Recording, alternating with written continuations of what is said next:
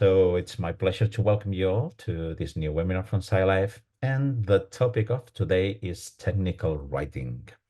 My name is Sanjel Buendia. I'm the knowledge manager at Scilife. And just to let you know, for those who are not, do not know the webinar yet, the structure, the training is divided in two parts. The training itself lasts about 45 minutes, and we will have about 10 minutes for the Q&A session at the end. All right, so this is a 1 hour training. And today with me, I have Hermien Coppens. She's a life consultant at QBD, and she's going to provide us about the training about technical writing. And I will present her later on, all right? So in this training, Hermien will cover the fundamentals of technical writing. So there are several reasons why technical writing skills are important in the life science industry. The role of technical writers is to produce documents that are needed for regulated operations and also for compliance, okay? So it is important that technical writers communicate clearly and accurately, since it can affect the safety and also the compliance indirectly, okay? For example, a technical writer can write anything from a user manual to an SOP, to a work instruction, to write investigations, CAPAs, change controls, and any other type of educational material also, articles, yeah, and many more, okay? So this is why it is important to have personnel in your company with technical writing skills, because they ensure that all the information, all complex information is effectively communicated to a wide audience. All right. Okay, so after this training, we'll have the Q&A session where you can ask anything about the Hermien's presentation. All right. So feel free your post from now to post your questions to the Q&A using the Q&A button as we go through the training. Okay. And at the end, no worries if we don't have to cover all of the questions, because we're going to create a PDF document that will be sent to you with the most important highlights of this training. And also we are going to cover your questions and also the answers from Hermien's. Okay.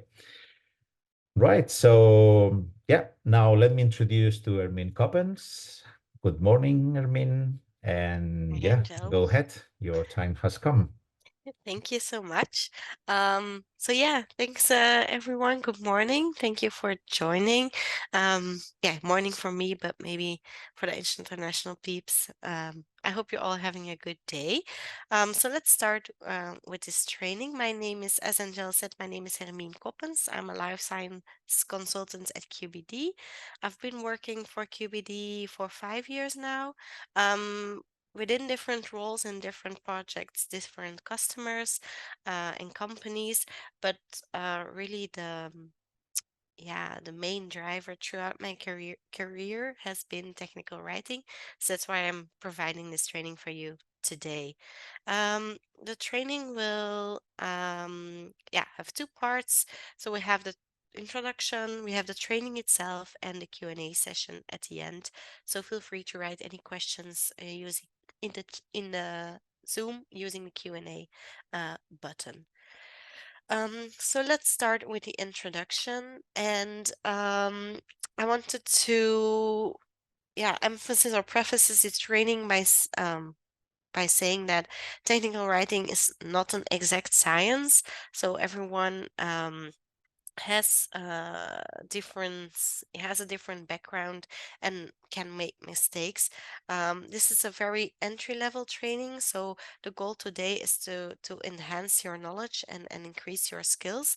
It's an entry level training, meaning that we will discuss a bit of the theory behind writing, behind technical writing, and then we will mainly focus on examples. So as Angel already said, there are a lot of different types of documentation in which the technical writing skill is beneficial, and we will go through some examples today, and I will give you some tips and tricks um, in the different examples, and we will also ask your participation in some areas. So let's start first with the training itself and a bit about the writing process and the theory behind a writing process. I talked about participation. This is your moment to shine. Let me ask you a question. So if you were asked to write an instruction for your colleague, family member, maybe someone in your inner circle on how to get fuel with your fuel card, how would you go about it? So how would you get started? Would you would you write an instruction formatting in a way with option A, B, or C? So I think, Angel, you will launch a poll and it should be on your screen right now. So Yeah, if the launch has you, been already launched, yeah, right? indeed, I can see it as well. So hopefully you see it too. Mhm. If you had to write an instruction on how to get fuel with your fuel card, which option would you choose? So please vote, and then see we can see what you all are thinking.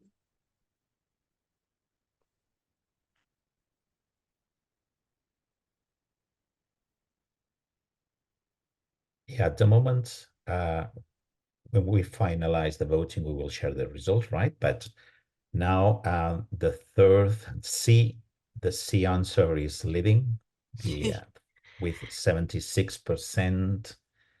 All right. Good. Okay, Okay, we'll have let's finalize the voting. yeah.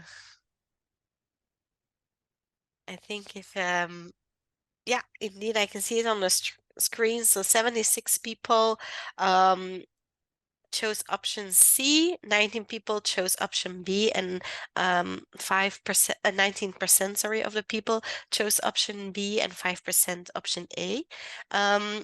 I think the majority, we have maybe some more experienced people already, because the majority of you guys in the audience were correct. The correct answer was option C, and that is because we will go through it in the training, but I will give you already a sneak peek. And this because it is clearly there is a clear structure using the numbers 1, 2, 3, 4, and it's chronological. So the difference between option B and C is that in option B, the second instruction is not really chronological and can have can introduce faults in a work instruction. So thank you for your participation on this slide. As I said, we will briefly talk about the theory behind technical writing. This is a really quick overview.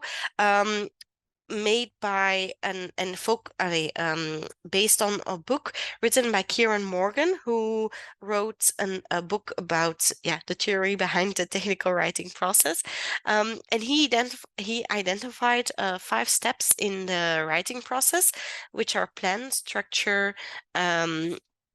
write, review, and publish. So we'll go through each one of them. In the first step, the planning stage, this is really the planning stage, the project management stage of your document. You will think about the scope, your stakeholders, think about the timeline, if there are any templates that you already have, which information you need to have in the document, which regulation, for example, you need to comply to. And an important part here that I want to emphasize on is think already in this stage about your audience. So the target audience, who will read your document. We have, and what does that audience really need? We always have we have different types of audiences, the primary and the secondary audience. And what I want to say, what I mean by that is that the primary audience is always the people that will use your documents, and that's part of their training program, let's say. And secondary audience is people that maybe will read your document but not really use it. So a great example for that is maybe a work instruction or an SOP, as the primary audience will then be people in your company or people in the department, an operator maybe, or someone in the lab. Secondary audience can be your internal or external auditor, who comes and has an interest in your process. So really think about the audience and what they really need. The second step is structuring. So you can think about all the topics, in which order you want to write them down in your document, and that is then always translated into the table of contents. So then you have that already. A third step is the writing step, finally. But you can reduce, that is really the message I want to convey here, is that you can reduce your writing time by planning and mapping out a good structure. You will have multiple drafts, they will be revised, and so on. You have different techniques for writing. There are two on the screen, but there are others as well. One is keeping it short and simple, the KISS technique, and the other one is called the 5 Whys and 1 H. And with that technique, your document or parts of your document should answer the 6 questions: who, what, where, when, why, and how. And we will, in the examples, go through how these. In the examples, it will show how these techniques can be used. Not the last step, the final to last step, reviewing the documents, maybe the most important step in this stage of your document. A lot of people will have to review your document. That is not always their priority, to reviewing your document, and the comments or the feedback can be thorough. So in your planning, in your document timeline for delivery, please make sure that you have enough time for the reviewing step as well. And lastly, your documents, after thorough and review, your document is ready and it will be published. With publishing can happen in different ways. If you're in the pharmaceutical life science world, you will know we have to have a quality management system, and therefore also document management system. So probably your documents will be published after it's uploaded in this document management system. But if it's a slideshow, for example, it can be published by just emailing it to your manager or to your direct colleagues. Every time your documents get published, you have a new revision as well. So revision control is important. Well, that was a bit of the theoretical side, and let's go through what you came for, all the examples and the rules of thumb. So as I said, we will go through different examples. We have an entire section on deviation, root cause analysis, and CAPA. We will start with that. And then we have some slides on SOPs and work instructions as well. So the first exercise is an example or describing an deviation concerning a probe that gave an alarm, and then resulting in that alarm resulted in exceedance of the holding time. I want you to, the slide has a lot of text, so I want you to read it in your own pace. And on the next slide, we will have a poll as well. So I want you to go through this slide, and yeah, we will, in the next poll, I will ask you about how you feel about this text. Did you understand it? Did you have enough information? Was it clear for you what happened? So please read through it. And then, Angel, I think in a few seconds, you can start the poll on the next slide. Okay, yes. Let's wait for some seconds so everybody can read the text, right? Indeed.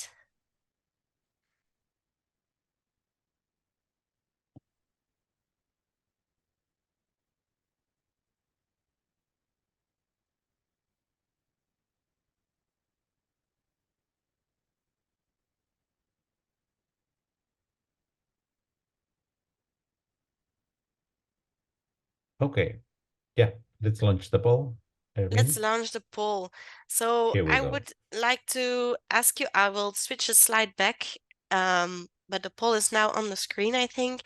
So let's vote, and please click the sentence that you agree with the most. And maybe I can go back to the previous one. Yeah, so we'll have the text and the poll as well next to each other. So please vote and let me know what you are thinking about this this deviation description. Okay, yeah, the poll has started.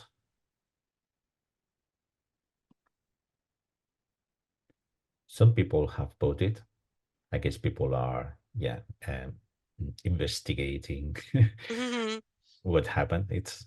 It's not clear, right? So let's see about, yeah, 60% of people is not sure what happened. Yeah. Until if you were voting, I would know what you would vote. Option B. Yeah, 21%. This is the second one is I have enough information, dates, names, women tags to get a sense of an idea of what happened. All right. Okay, let's end the voting Let's and let's close the share voting. the results. Yes. Here you have. All right. So most of the people, overall, I think most of the people voted that they're not sure what happened, but then a big part also voted that they have enough information to get a sense of ID.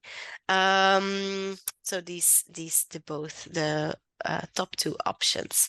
So indeed, I wanted to thank you for voting, first of all, and that's maybe the message or the remarks that I also have on this description. It Oh, the vote is on again. Yeah, Yeah, no problem. it's good. Um, Indeed, it is. I agree with both of you. So as I said, not the technical writing is not an exact science. But I agree with both. Also, the top of the top two choices. Um, it is a very complete description. So there is a lot of information on the dates, the names, the equipment tags, and overall, the 5 Ys and 1 H is pretty it answers all those questions.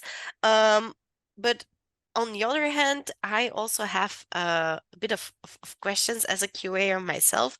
I have a lot of questions, and I would need some more information. I think there is a lot of company jargon in this in the description, or there was a lot of company jargon in it. Sometimes they don't are as complete as I would like. For example, saying the batch portions were sampled and tested but confirm to what? Overall, of course, this is just a slide, but overall, I would expect in their actual deviation report a lot more of information and a lot of more clear visualization of the information as well. So I will go to the next slide. The next slide after deviation, you will have to investigate your root cause as well. So they did that, and this is what they wrote down in their root cause analysis report, that they had some historical data analyzed, and it has been evident that for the batches involved, the particle count deviation had just that the batches involved in the deviation had completed an SEP cycle, so a sterilization in place cycle, shortly before the loading activities. And in that condition, it was likely, or it is likely, that the high temperature of the door after the steaming or the sterilization in place, the air that comes in contact with the air from the room that comes in contact with the hot Lyo door, the air is heated, and that any residual moisture in the Lyo room could then interfere with that probe, causing an alarm. So that was their root cause. Some remarks I have on the root cause is that for me it contains relevant information. It is clear to me how they've done it as an summary, right? So it is clear what they've done, and it's not too short for me. Of course, I would, in an entire report, I would have I would like to see some data on these SIP cycles, on the temperature, on particle counters. I would like to know how they came to that conclusion. So also historical data. Which time period are we talking about? So I would like to see in a full report some more information, but if this is a summary, I would be very, very happy as QA um, to read this info. I also like that it is based on that they say it's based on historical data. So I assume that they took it they sat together with different subject matter experts, and they really took a deep dive in their investigation. And one writing technique that you can use to to perform an investigation and to make sure that everything in your root cause analysis report is covered is the technique of the 5 whys. So just keep on asking the why question. Why was the probe influenced? Because of moisture. Why was there moisture at the time? Why was the door hot? You can, if you keep asking your questions, the why question 5 times, you will probably identify the root cause. So that is what we just discussed, that it had relevant information, was clear. There was some SMA analysis involved, and they have their root cause as well. It was complete. After an after an investigation, so after deviation and investigation, it is depending on the process in your company, but it is more it is required to have a CAPA in place, so corrective action and or preventive action. In this example, the corrective action was that they rejected the badges. The preventive action was that they on a certain date, the 20th of February, the maintenance personnel entered the sterile core of the LIO chamber. They performed a regulation of the HEPA filters in order to improve the uniformity of the airflow speed among the filters, to make sure that the LIO is cooled down quicker or the door is not as hot. And then they did an extraordinary cleaning of the whole room with Sportlens the day after. Since the intervention, no environmental monitoring deviations were recorded in that room. So what I like about this statement is that their CAPA really is in line with the root cause. As I said, the root cause was a high temperature of the chamber of the door after the sterilization in place cycle. So what did they do? They improved the airflow to cool it down faster. That really tackles a good action because it tackles the root cause. And what I also like is that they tested the effectiveness of the CAPA. So they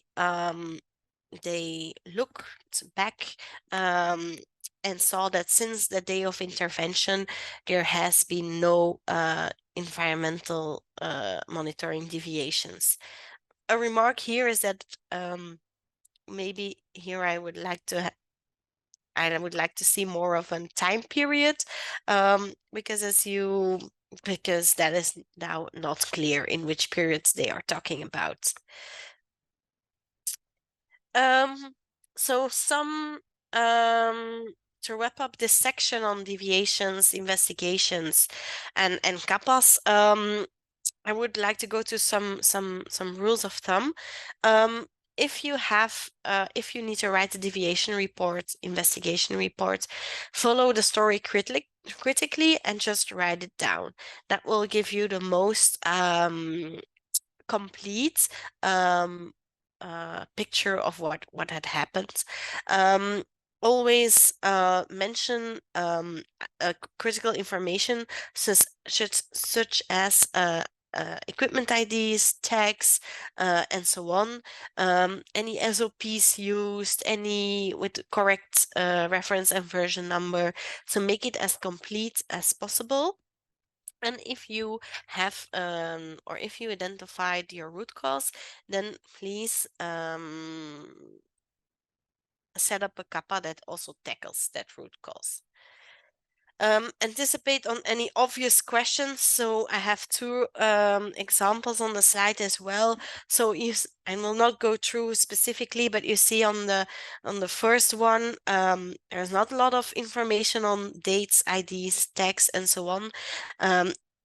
There will obviously be some questions on that. So I think the second sentence is a much better example. And as I said, it can be helpful in an entire report to summarize results in tables and graphs to make the visualization a bit better as well.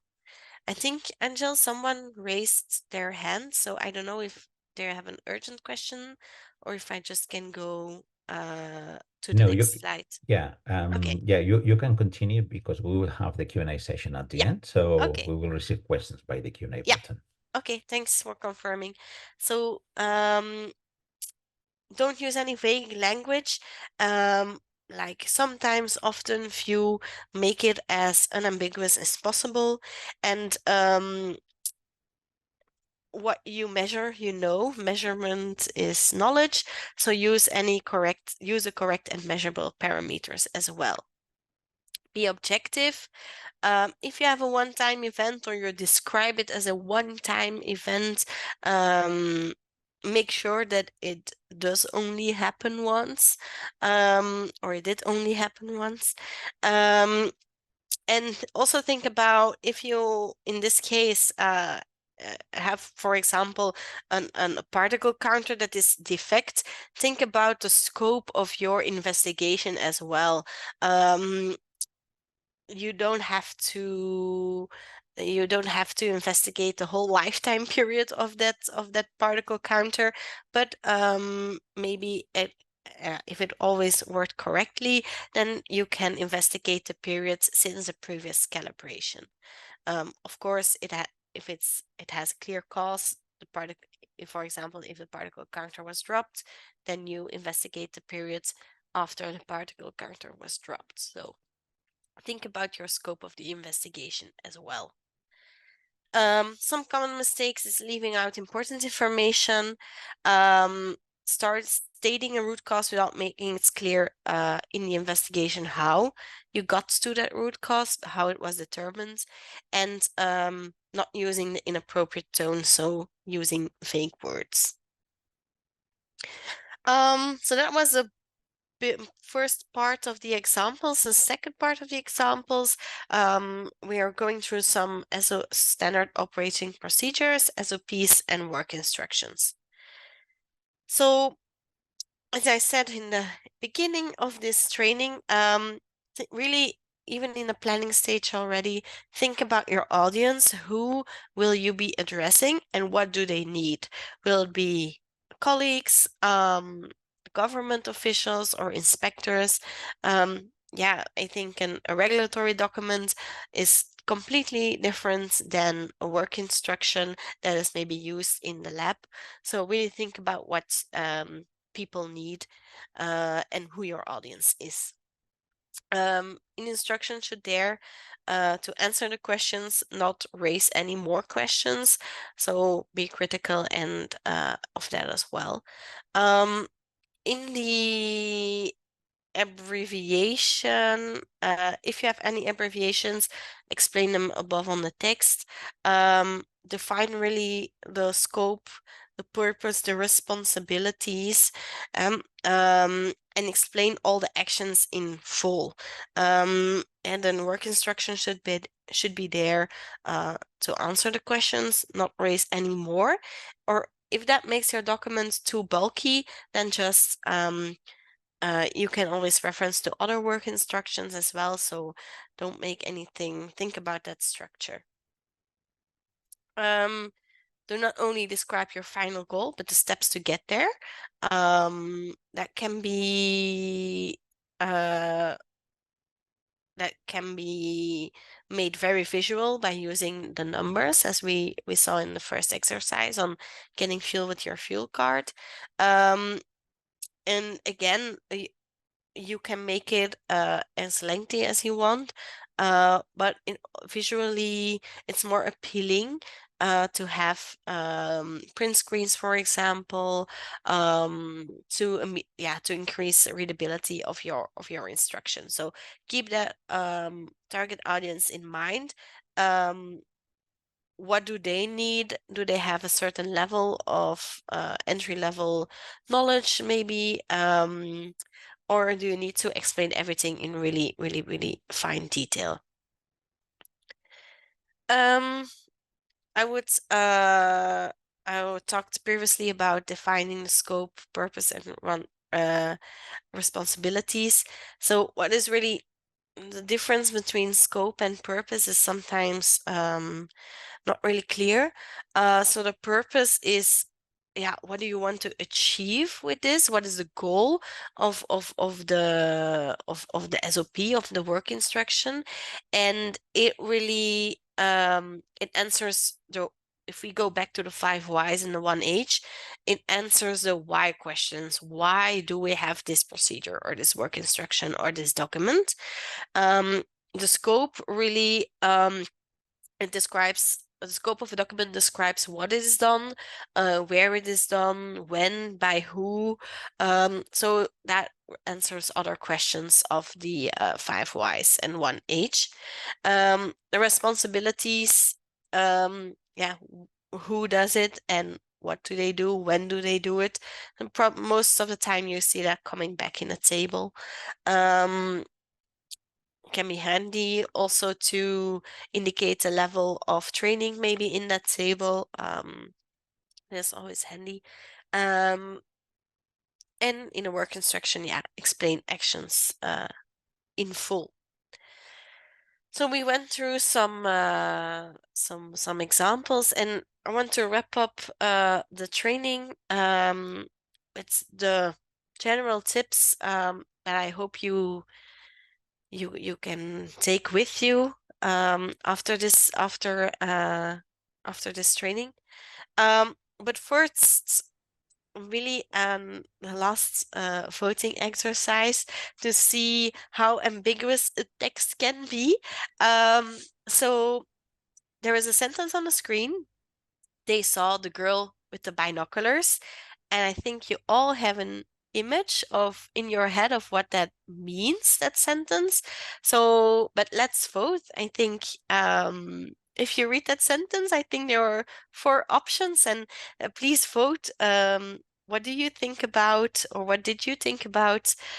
Which scenario did you think about if you, when you read the question, they saw the girl with the binoculars? So, Angel, you can start the poll.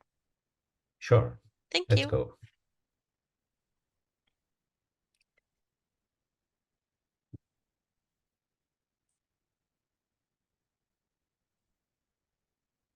It's a pity I cannot vote myself on this one.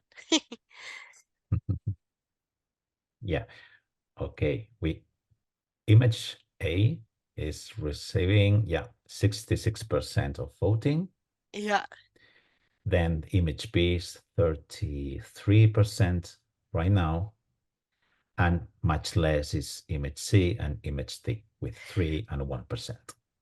Nice. I like Okay. the outside of the, see, we're all conditioned to think one thing, but actually options C and D are valid as well. It's just outside the box of IDs. So thank you for the 4 people that voted on C and D. I like your out of the box thinking. But just this is just an example, a fun example to um to show you that even the simple sentence can be ambiguous. So it can mean different things to different people. And I think that will the reviewing process can really show or trigger this kind of thinking. And if you yourself have to review a document, by asking critical questions, keep asking the questions and asking them critically, and by keep asking, you can get these simple questions that can be rewritten to make them more these simple sentences, sorry, can be rewritten to make them more unambiguous as well. So I think the review process and asking the right questions is a very important part here.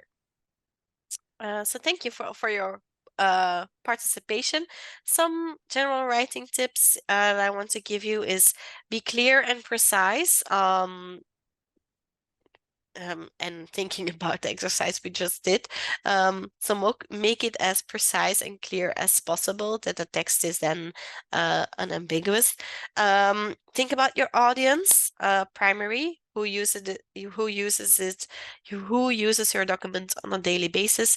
Secondary audience, probably regulatory personnel or auditors and so on. Use in an work instruction, don't use the passive phrases but use the imperative phrases. Be objective, show facts, figures, show anything that is measurable. Don't assume nothing. Keep asking the good questions, especially during an investigation. Keep on asking why something happens. And be consistent in your text. Use the same terms and use official terms. Do not use your company jargon, for example.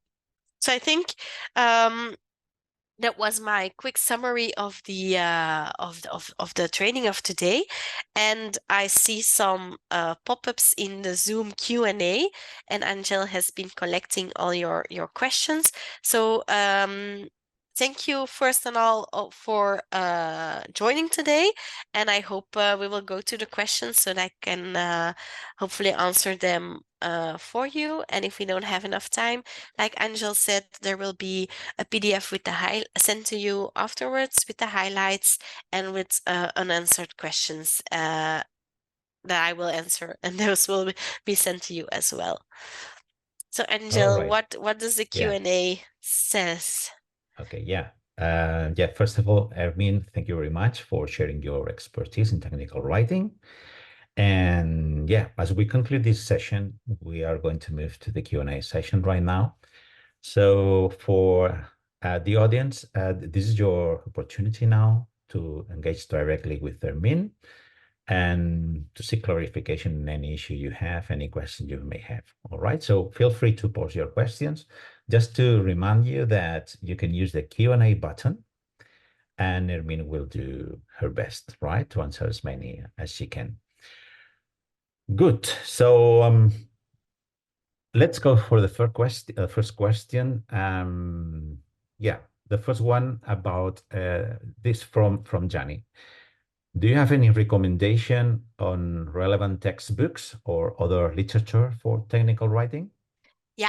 So on textbooks, you can always read in one of the first slides I talked about Kieran Morgan, who wrote an entire book about the technical writing process, but that's very theoretical. So if you want a theory textbook, I would recommend that one.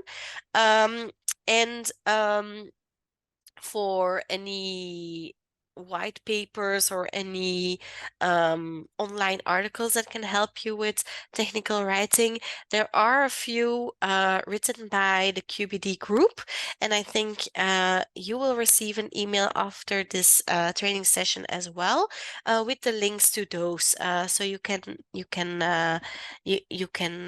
visit those and read those and get a bit more knowledge.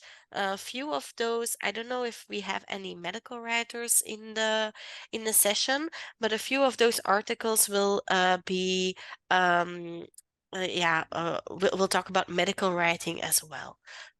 So I would recommend those, and you will get the link in your inbox for those as well. All right. Thank you, Hermine. Second question from Martina. Should the root cause analysis language include phrases like most likely caused by or could be caused by, as it was Yeah. in the example? Yeah. There is an how there the, that in I have heard different opinions on that.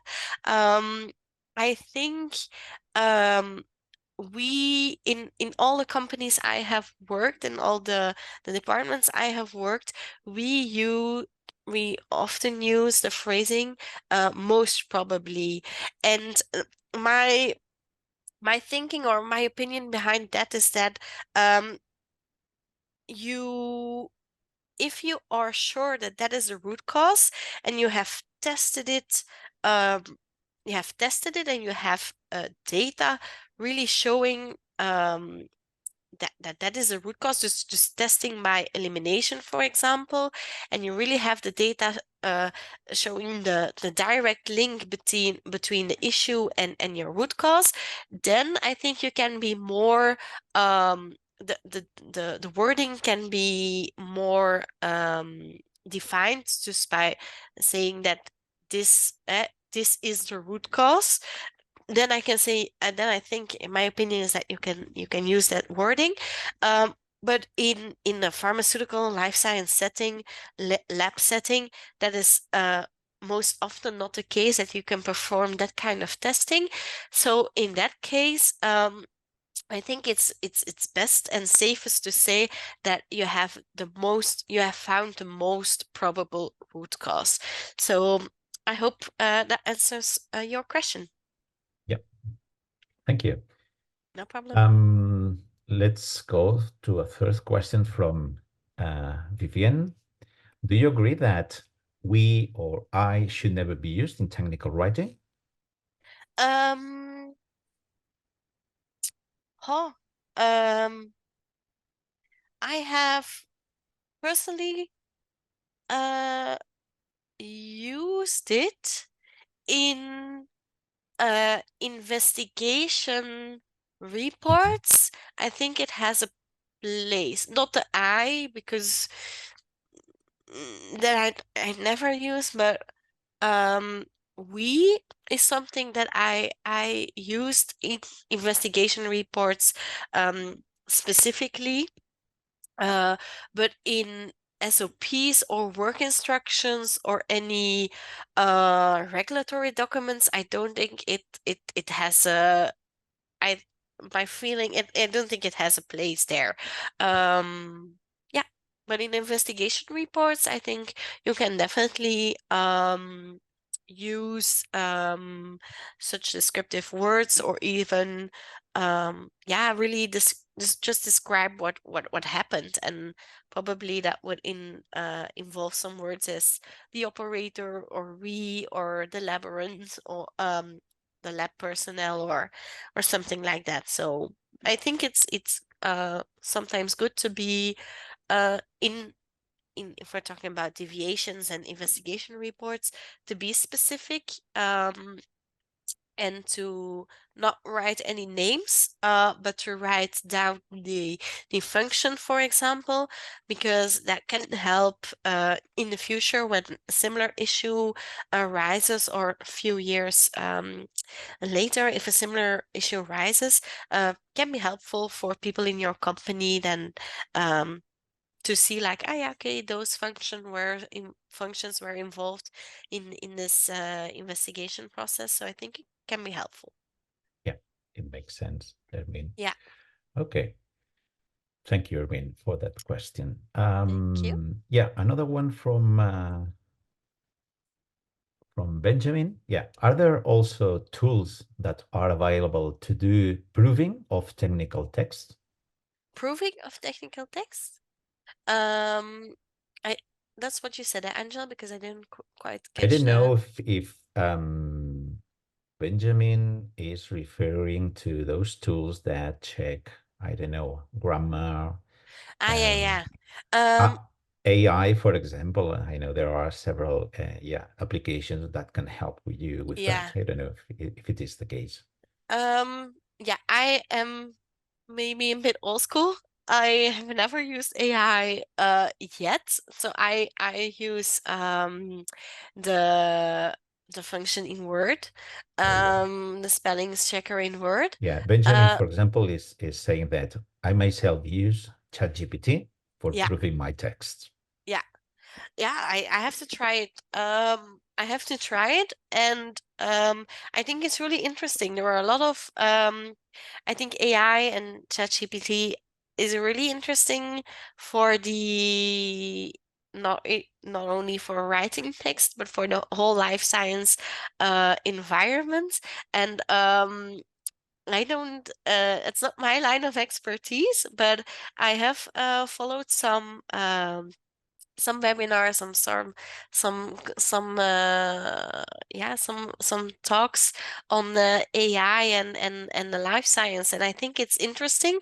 Um, more to answer your question, yeah, try to use it, but I think be cautious. For proving text, I think AI works well. If I That's what I heard. Um, but sometimes I've also seen, um, yeah, for the content of your text, what is actually written down, that isn't always correct if you just generate it by AI. So be cautious. And I think also because I am wary of using ChatGPT or AI, because and just copy pasting my text in there, because I am not sure about sensitivity and how you say it, uh private, not privacy, but yeah, the privacy of the documentation you have in your company. If it can be posted in an online robot just like that. I think yeah, you can ask your IT department, have a look in the SOPs on data privacy management, and open up the discussion inside your company. I think it's really interesting. Yeah, it is. Good. Uh, Next question. Okay, can we refer to attachments instead of explaining things in detail, for Yeah, example, yeah, into, yeah, I don't know, of course. Yeah, an yeah, investigation or whatever?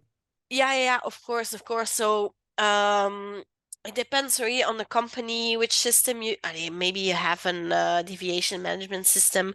It depends. Yeah, it depends, and of course, you don't have to um base entire lists of downloads from an equipment, maybe. Or an entire audit log. You don't have to copy paste that in your report. You can refer to attachments for several facts, figures, tables, and so on. So of course do that. And the company I'm working at now, we even in our deviation management system, it is an how is it online? Yeah, it's an online system. So there are limited characters that you can type in each field, and we have to work with attachments, Word files, to capture the entire information and attach it to the deviation or the investigation, in Mhm. particular in the system. Yeah, good. So yeah, All right. One question regarding the glossary of abbreviations, right? yeah, Yeah. Robert is asking, I have some thoughts about having a central glossary versus listing definitions in each SOP. yeah. What's your recommendation? Either to include the list of abbreviations in each SOP or just having a document that covers all abbreviations in your quality management system, for example? I I like the idea of an overall glossary with every abbreviation, because then you can it is clear, everyone uses the same definition for that abbreviation, or for the term, for the word, and you can just refer to that you can just refer to that document codes in your work instruction, SOP, or so on. I like the idea. I have never seen it in practice, that overall glossary, let's say, company glossary is uh, as as detailed as I would like. So I have worked in multiple departments and companies, and never have I have any. There was always an instance that I thought, oh, what does this abbreviation mean? I looked in the abbreviation list in the document itself. It wasn't there. I looked into the document, into the company glossary, and it wasn't there either. So I like a centralized approach, because then there is everyone in the company knows what you're talking about, and it is not it's clearly defined. So I like the idea. Yeah, I think that an idea should be to have a, an, a unique glossary document in your quality management system that is readily accessible from any SOP. So you can maintain the glossary part in your SOP and just include the link to the main glossary. So you only have to update one unique glossary for the whole company, for example. Yeah.